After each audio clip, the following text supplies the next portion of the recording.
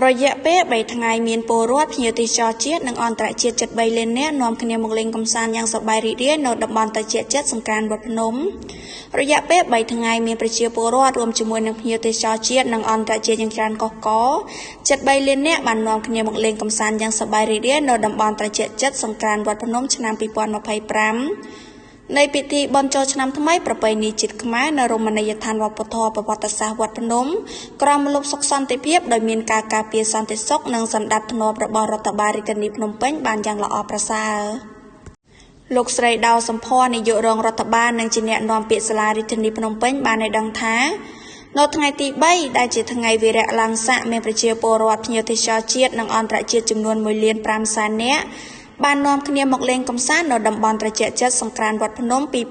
2025និងនៅតំបន់ផ្លូវថ្មើរជើង Work Street មាត់ទន្លេថ្ងៃទី2វីរៈបណ្ឌបត្តិមានចំនួន80,000និងថ្ងៃទី1មានប្រមាណ48,000នាក់លោកស្រីដៅសំភ័របានបន្តថាប្រជាពលរដ្ឋភ្ញៀវទេសចរជាតិនិងអន្តរជាតិមកលេងកម្សាន្តនៅតំបន់ត្រជាក់សង្ក្រានវត្តភ្នំឆ្នាំ2025មានការកើនឡើងរាល់ថ្ងៃដោយការពីថ្ងៃទី1មានចំនួន48,000នាក់ទេហើយតែថ្ងៃទី2កើនដល់80,000នាក់និងនៅថ្ងៃទី3កើនដល់1.5 លាននាក់ហើយនេះមិនបានរាប់បញ្ចូលសង្ក្រាន្តតាមសាលាខេត្តទាំង14និងនៅតាមវត្តអារាមនិងតំបន់ទេសចរផ្សេងទៀតនោះទេ